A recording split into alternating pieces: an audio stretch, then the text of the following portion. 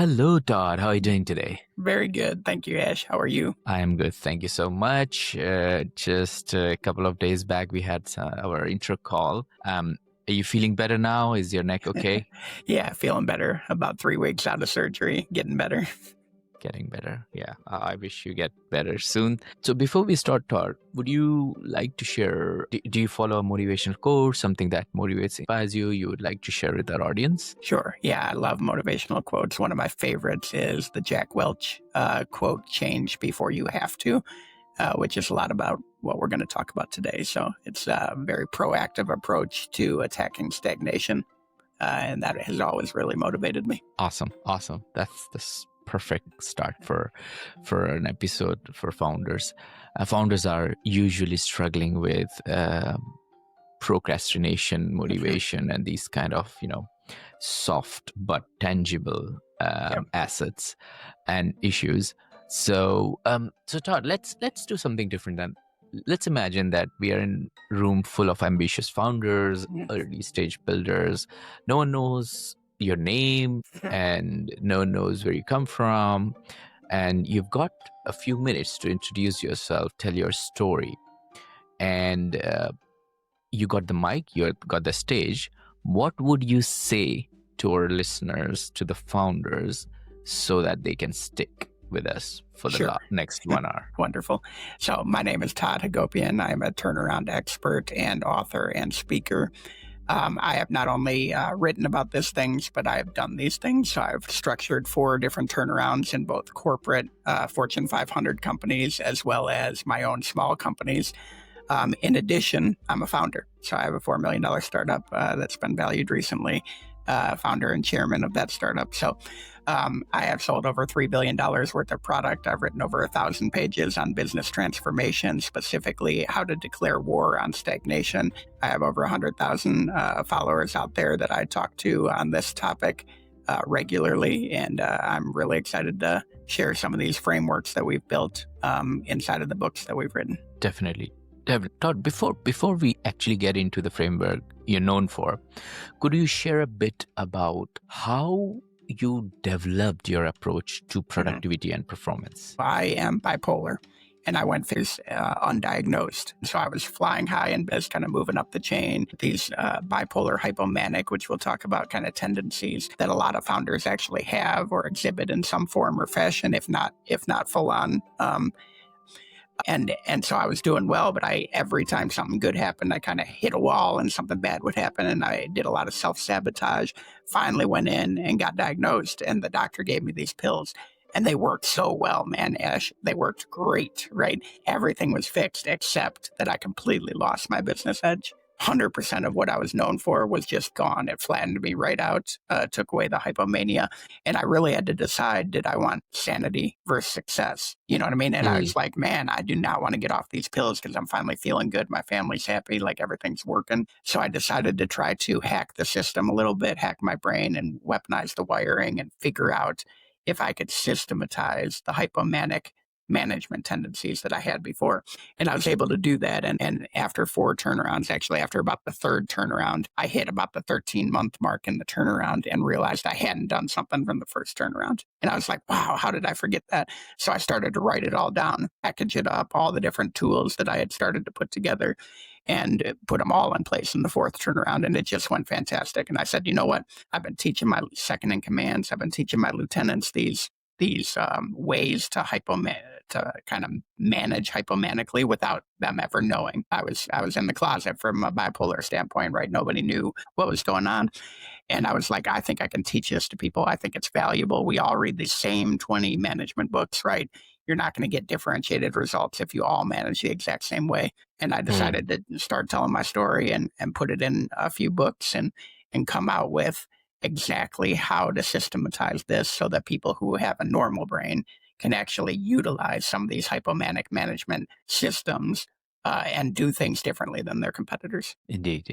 And thank you so much for sharing this story, and especially with what you're going through right now with your surgery and everything. I know it's very difficult for you to talk, but that is what is makes us founders different, isn't it? No matter what trouble, no matter what challenges we face in our life, we always navigate through the trenches, try to put out there ourselves, and then help each other out, right?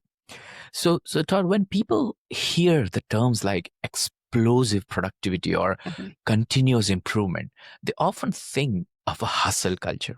Yeah. But I get the sense your philosophy goes deeper than that. How would you define the difference? Yeah, so it's an excellent question because a lot of people look at some of the stuff I do and say, well, I've heard that before and this and that.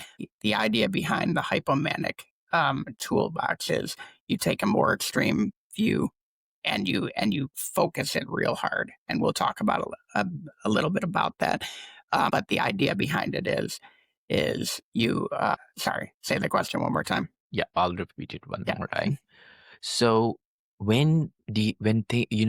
when the you're hustle talking culture. about the yeah, Yeah. so basically explosive productivity or Yep. continuous improvement kind of things. Yeah. So it sounds like just working harder, right?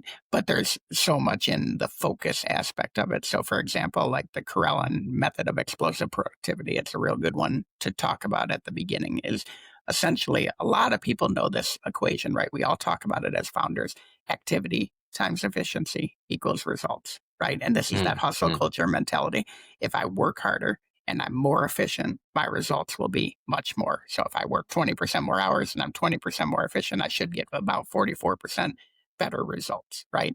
And so if you're not efficient, you can work real hard. And if you're not working real hard, you can get more efficient, and you can manage that.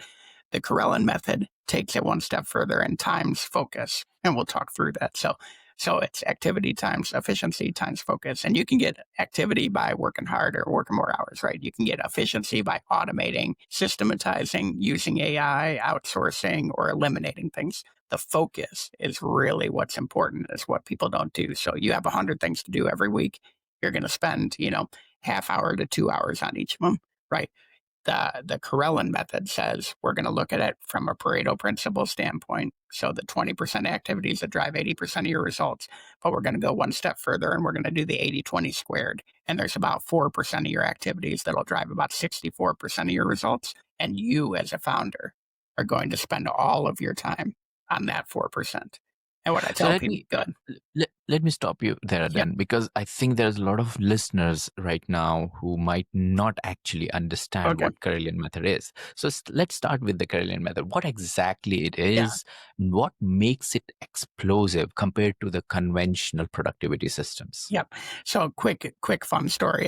It's named after an Olympic wrestler who went 16 years without ever losing a wrestling match. And he was this Russian guy who was just a monster. He just looked like they called him the experiment. That's what he looked like, right? Mm. And people would always ask him like, everyone says you're on drugs, this and that, but you always test clean. What's the deal? And he would say, the people who accuse me of drugs have never worked as hard one day in their life as I work every day in my life. And the idea Wow. behind it is that much focus, but it's not just working harder. It's not like he had more hours of the day.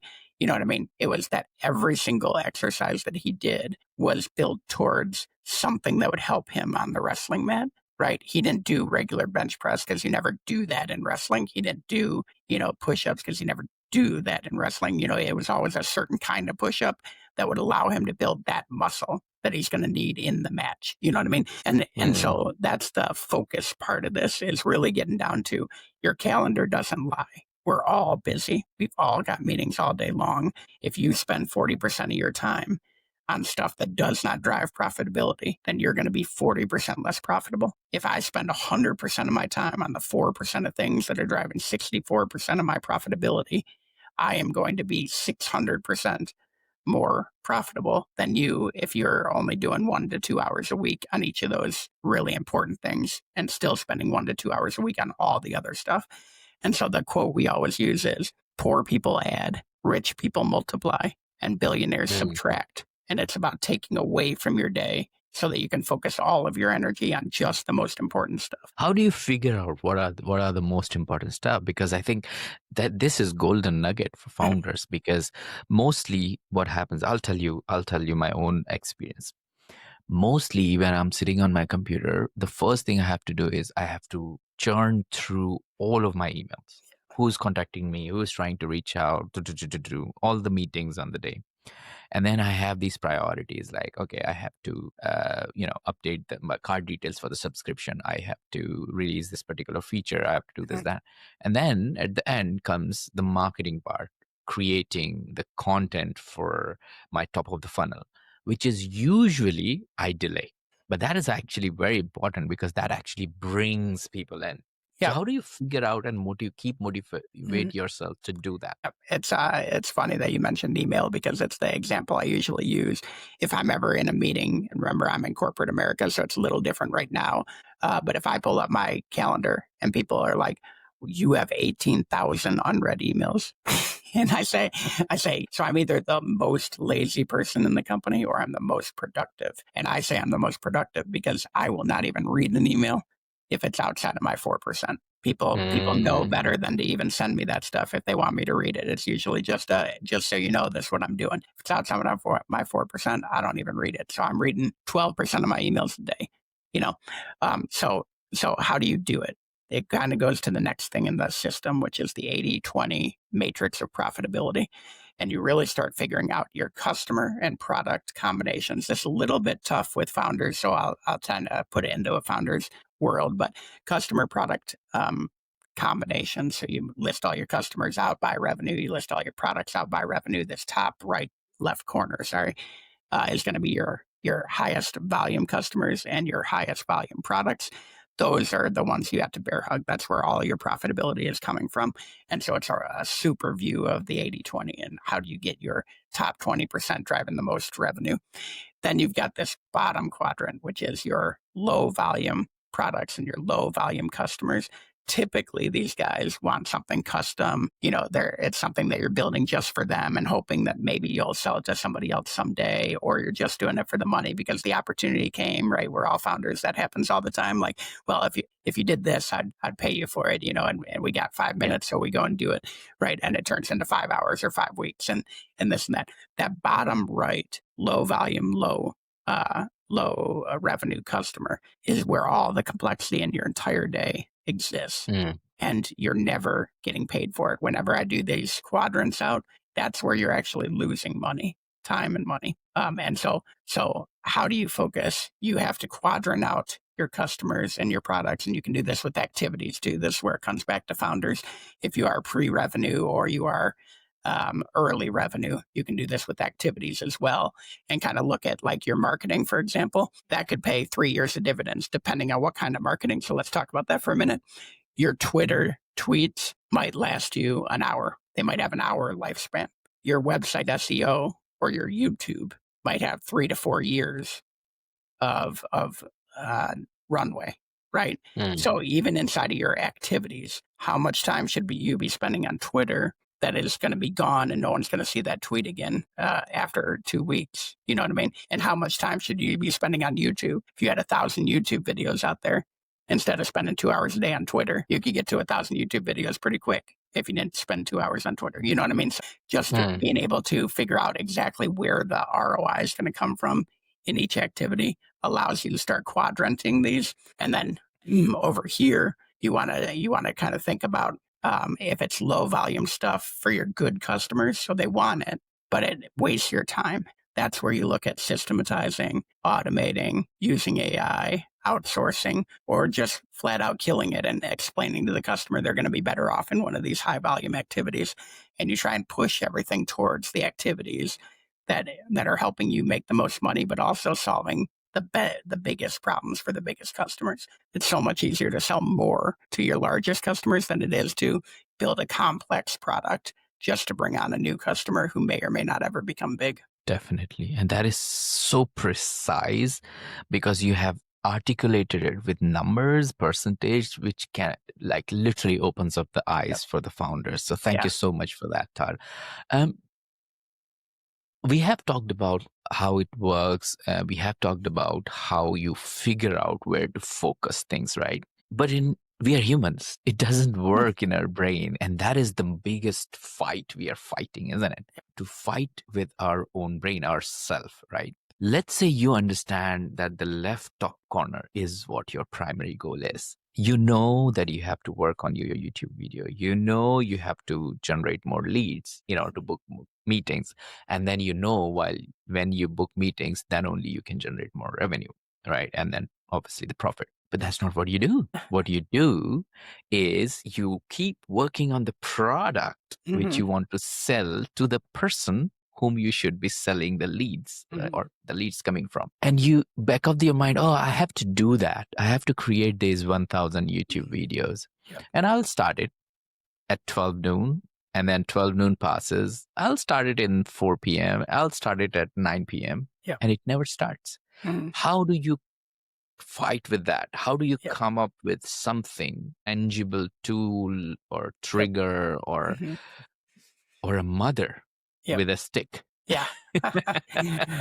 So my stick and my mother in this process is a couple, 3 metrics that we focus on. Okay. So we focus on revenue per minute, profit per minute, and flow through. And pretty much if you're a post-revenue company, I can tell you how good your company is and where you are and what you're going to look like in a couple of years just by the relationship between those 3 numbers. So your revenue per minute, how much are you making per man hour minute, not per hour of the day? And then profit per minute, per man hour minute, and then flow through is the relationship between your revenue increase and your profit. So if you increase $1 million in revenue and make no more profit, that's 0% flow through. You know what I mean? That kind of thing. And so that is how I use it as a stick. Is every time I'm doing something, I'm thinking about how much money am I making per minute in this meeting. If I'm not making money per minute in this meeting, I need to get out of this meeting. And I need to give it to somebody else, or I need to outsource it, or I need to automate it so I never have this meeting again. And that's the thing that I use as my stick is these 3 metrics, always thinking about them and I bring them up in meetings with folks like, hey, you and you get off of this meeting. Like that we invited too many people. You're not adding value here. We're not adding value. Do you go do something to make money? You know what I mean? Hey, this meeting's 60 minutes. It needs to be 15. You know what I mean? We don't need a meeting about a meeting. We don't need a call about a call. We don't need a meeting where all you're doing is telling me what you did for the last week. I don't care what you did for the last week. Like, let's make sure we're making money every minute of the day. And that's the trigger I use. And it does help even as a founder when you've got all these competing priorities, when you're building that product. And I talk about this with really big customers. They come in and they ask for a few extra features. And I say, listen, that feature is going to cost this much time and this much money. You know what I mean? I can build it with enough time, energy, and money. I can build anything, right? But that feature is going to be this expensive and you're going to give up all this time and money for it. Or I can do X, Y, Z in half the time and half the money and this and that. And you have to think about your time the same way. So that product that you're diving into and trying to take it from a 9.5 to a 10, you know what I mean? How much more money are you going to make by getting that extra half? So could you give our listeners an example, a real world example of how you have applied this metrics in your own business or with a client to unlock hidden profitability? Yeah. So great one here, especially for a product oriented thing. So let's say I'm building food equipment. Okay. Food equipment is, quality and safety are like the top things out there, right? For food equipment. So everybody's really high quality. Everybody's really high safety. Okay. They're already 9.5. But if you test your customers, they're all going to say quality and safety and price are the top 3, right? So you're trying to hit those 3. But if I focus all my time and energy on getting from a 9.5 to a 9.7 on safety, I have not moved the needle. I'm not going to beat my competitor because I'm a 9.7 instead of a 9.5. They're doing the same thing. They're trying to get to a 9.7. If I go down to the 6th or 7th thing on the list and say, what do you get today on your 7th priority? Versus what do you expect? And there's a huge gap there. It's called a max diff analysis. There's a huge gap between what they want and what they're getting. I could probably fix that 7th thing real cheap and real fast and be the only one that does it and actually move the needle instead of spending all my time on what they say their top 3 priorities are. And so that's an example of using your time into the product. You're still investing it in the product, but you're investing it in something that's going to drive a sale instead of just a Me Too product that everyone expects anyway and does not differentiate you. Is that a decent example of what you're looking for? I think it is. And was there any personal examples you could share from your journal back in the days where Mhm. it is easier to understand for listeners? For example, Sure. you were at um, a place A and you went to place B just by implementing a small change Yep. inspiring from your metrics. Maybe some numbers you Mhm. can throw Sure. in. Yeah. So at ITW, for example, we were making grocery store scales. Okay. Mm. These are pretty commodity, quote unquote, commodity products. There's a lot of technology in them, but everyone called them commodity. And I joke around because they're nothing. There is no such thing as commodity product, right? We had in this $2,000 scale, we had an option to put a $15 more expensive scale, like an actual load cell for the weighing mechanism in it. Mm. What it allowed you to do was take it from 2 digits, so 1.00 pounds, to 3 digits, 1.000 pounds. Now that third digit only went to 0.5 or 0, but what it did is it turned it into an old fashioned 80s movie, right? Every time you bought a piece of meat, they made 2 more cents because they got 0.005 pounds more, if it was, because you could never round up. So if it was 0.006 pounds, they were charging 0.00. Well, with our scale, Oh, they were able to charge 0.005 and they'd make yeah. 2 extra cents. And so 2 extra cents times every single person in line for the entire year at a meat counter is hundreds of thousands of dollars. And the scale cost $2,000. So I was able to come in and say, hey, we're going to put this product in.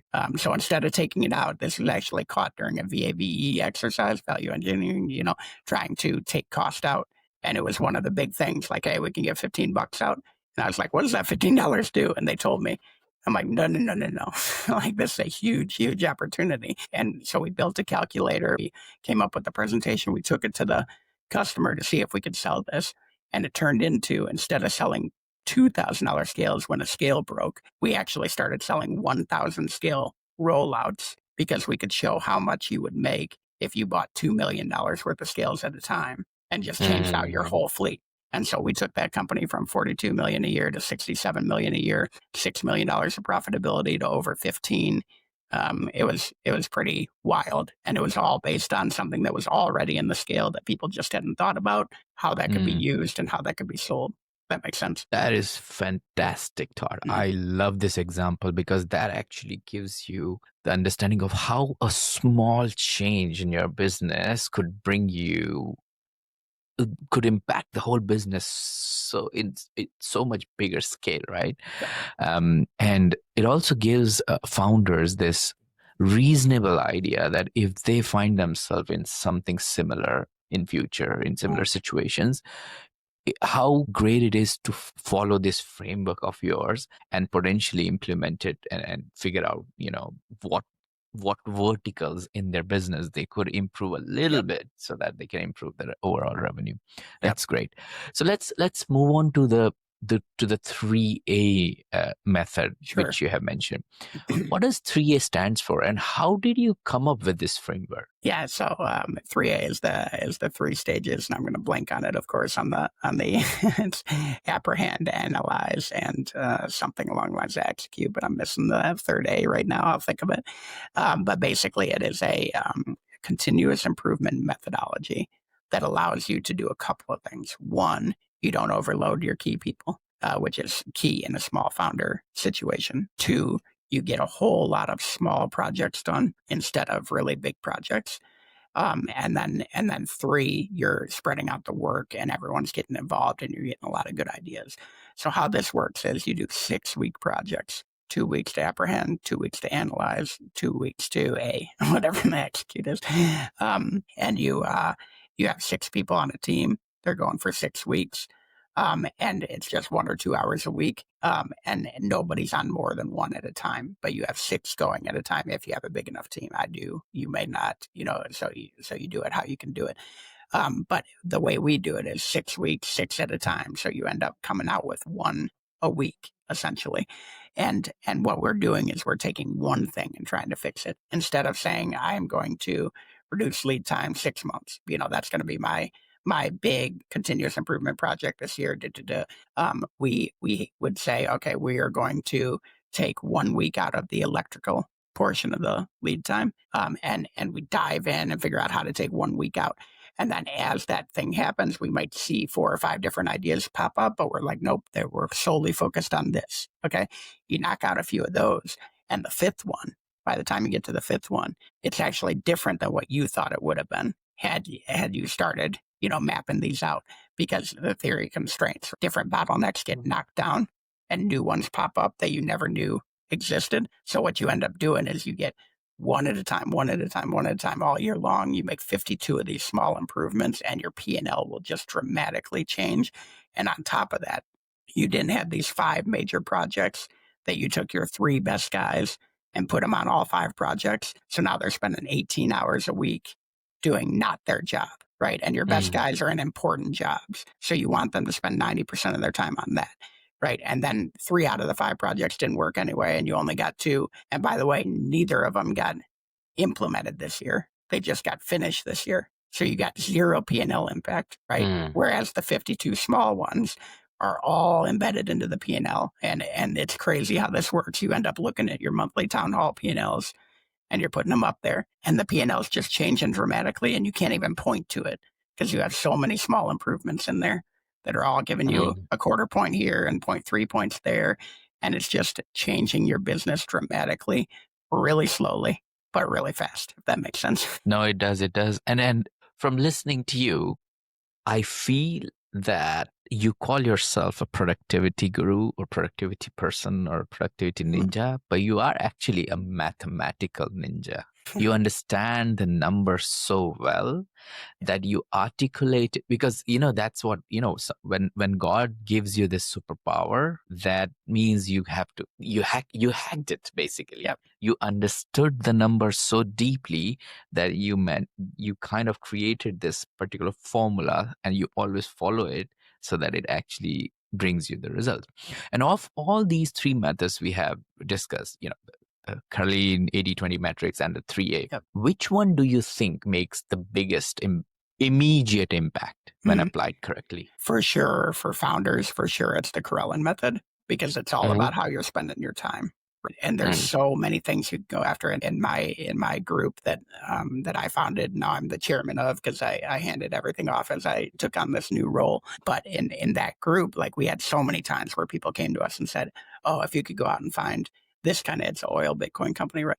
So, oh, you go find this for us, and we'll pay you X amount of money." And then we run down that rabbit hole. You do that, and eventually we were like, whoa, whoa, whoa, like, we're doing this all wrong. We're running after anything that has a dollar sign, which is what founders do, at the beginning. And we're pivoting for no reason rapidly, like, like a little dog that can't focus on, and so finally we broke it down and said, okay, these are going to be the 3 things that make us money. 3 years from now, there's only these 3 things that are going to be the ones that make us the most money. How do we focus all our attention on those? And that's what we started doing. And we started outsourcing the other things. We actually found people, said, hey, if we come up with this opportunity, can you go out and look for it, and we'll give you a portion of our finder's fee, and we ended up, still, we're in those opportunities still. We're just not spending any time on it. $0, 0 time. And if it hits, we still get paid. And so the Corellin method of just focus, adding that focus metric onto the activity times efficiency times focus, is just so important if you want to grow your business for the long term. You might make a little less money this year. You're going to make so much more money down the road if you spend all of your time on things that are going to pay ROI over the long term. I couldn't agree more with you on this one, Todd, because I think you have motivated me so much. I did a very quick search, and I can see that if I'm searching Curlian method, I've got all the short videos, and 2 Yeah. of them is you. Yeah. I mean, it's a unique new framework, so I'm the only one talking about it. Hopefully, maybe there's other people out there now, but that'd be fine. I want it to get out there, and Yeah. there's so many free assets out there. Like, I don't sell consulting. I literally wrote a book. I've got 2 more coming. And my goal is to teach people this, teach people that neurodivergent thought is valuable. Thinking differently than your competitors is valuable, and extreme focus is valuable. And so I got a ton of stuff on my toddhagopian.com website for free. Go out and get it. You can contact me and ask me questions. I'll help answer it. This is stuff that I love doing. I am passionate about business turnaround and transformation. And that's why I do it. I like talking about this. Indeed. And I'm very, very, very inspired by this Carolean method now, Todd. Tell me more. If somebody is listening and want to start implementing your framework today, and the only thing they have is a pen and pencil, what's the first small step they should take to start with it?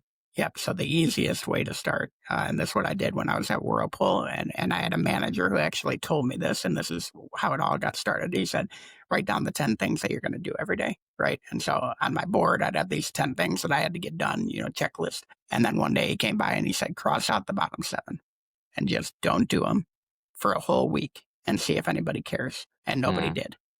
And the top 3 were all they cared about, right?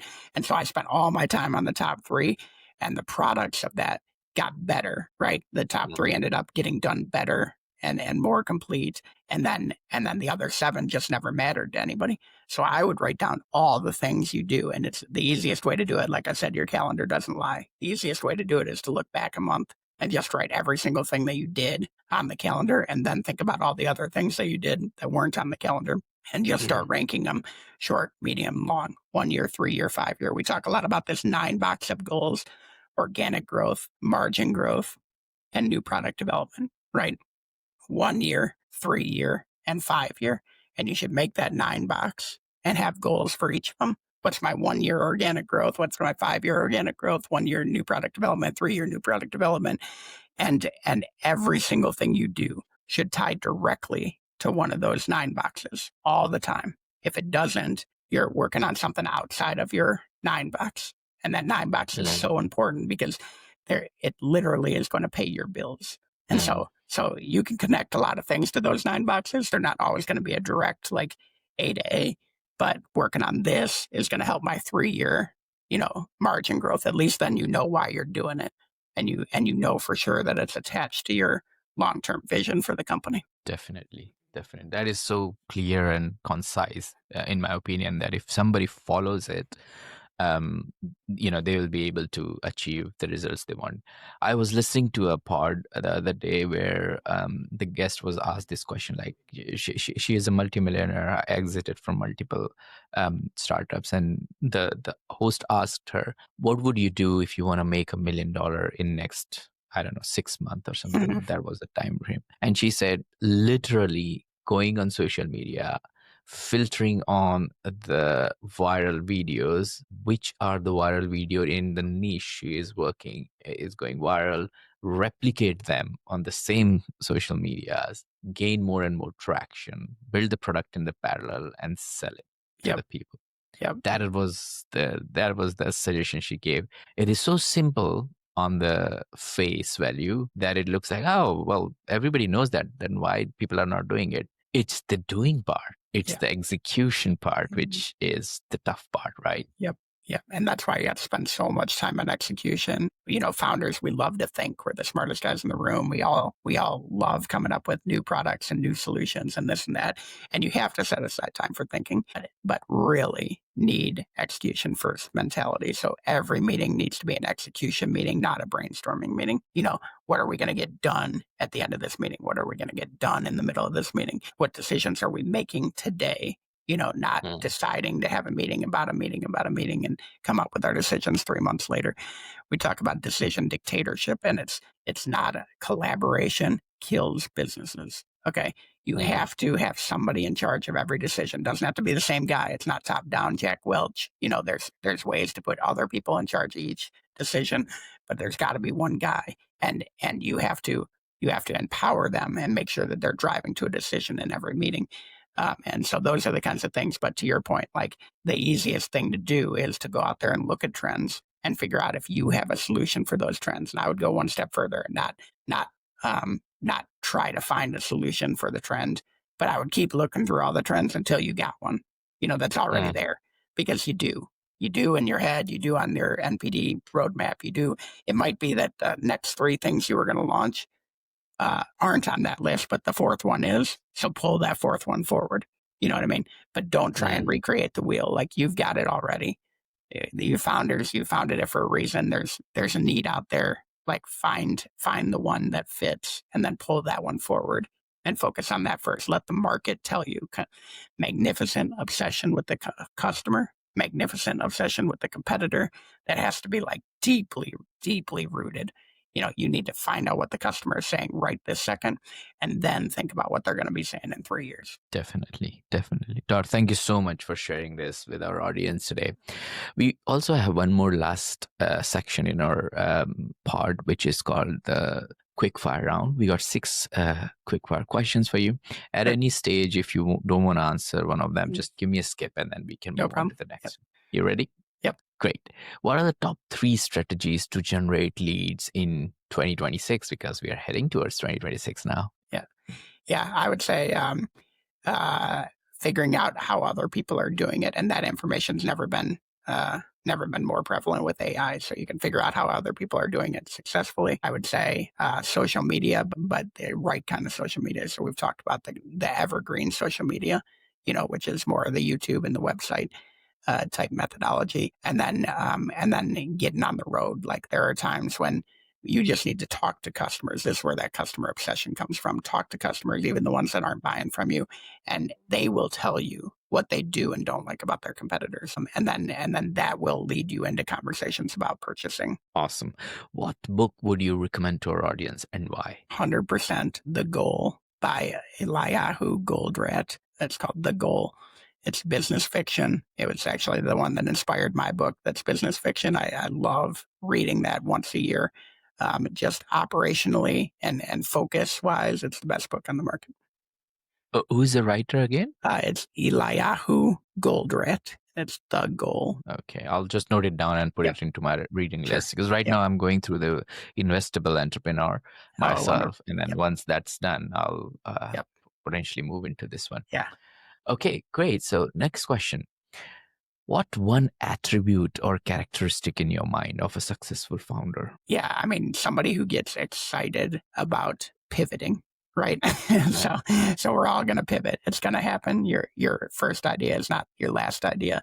I think that somebody who gets excited about pivoting and smart about small pivots instead of major pivots. How can I do a small pivot and capture X amount more of the market? So I think that's the person who can pivot, but not just tear everything down and start over, and figure out how everything that they've done up till now will help them, and how they can pivot as little as possible to get as much market as possible. I think that's where founders really thrive. Definitely. What's your favorite personal productivity tool or habit? Yeah, I mean, I can't get enough of the 80-20 method, and you can use it for anything, right? So once you learn how to make one of these matrices, it's just amazing. Like we've done it for safety, where it's like, hey, these are the 7 things that people have gotten hurt with. These are the hands, legs, arms, head, and we map out the combinations. And it turns out, like, if you want to fix safety, focus on the ones that have the highest amount of things that happened and the highest amount of hands, arms, legs, that happened. And then say, okay, we're going to work on sparks and the head. We need new headgear. We need new eyeglasses, this and that. And it's just the 80-20 matrix you can use for absolutely anything. HR tools, productivity tools, operations, engineering. It's amazing. Definitely. What's a new or a crazy business idea you would love to pursue if you had time? Yeah, I mean, I am in love with our startup, which is basically doing Bitcoin and or data centers off the grid, right? Because the grid is filling up. And so right now we're focused on oil wells and things like that. But I think there's a lot of different cool off-grid things that are going to become so important as that grid fills up. Like, where are those data centers going to go? There are starting to be cities that are rejecting these data centers, even though it's great business and it's great jobs. They're rejecting them because they're hurting the grid so much in that area, or it's getting, regulated.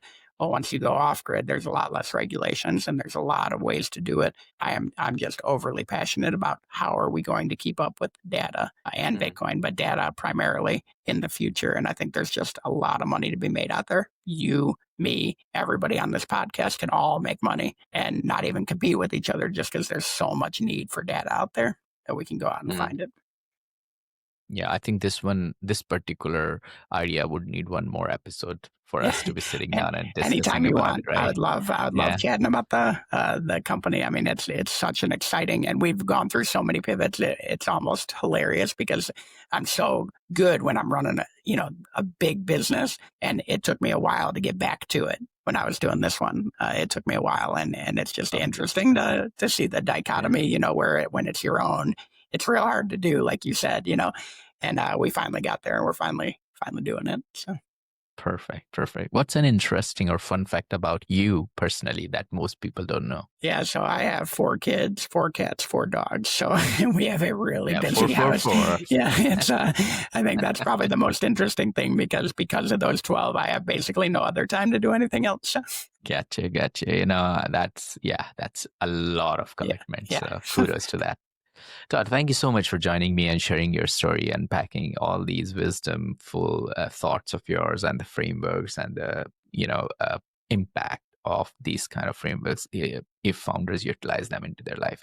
People want to check out these frameworks or check out your book or get in touch with you in general if they have any question. What's the best way to do it? Yep. So toddhagopian.com, a lot of free information on there, and you can get a hold of me on there.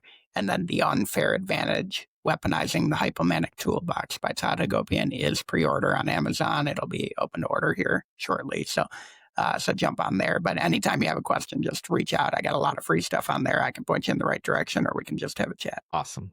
Todd, thank you so much for joining us today and sharing your inspiring journey and the impactful work you're doing. It's been an absolute pleasure having you on Founders Podcast. Thank you, Ash.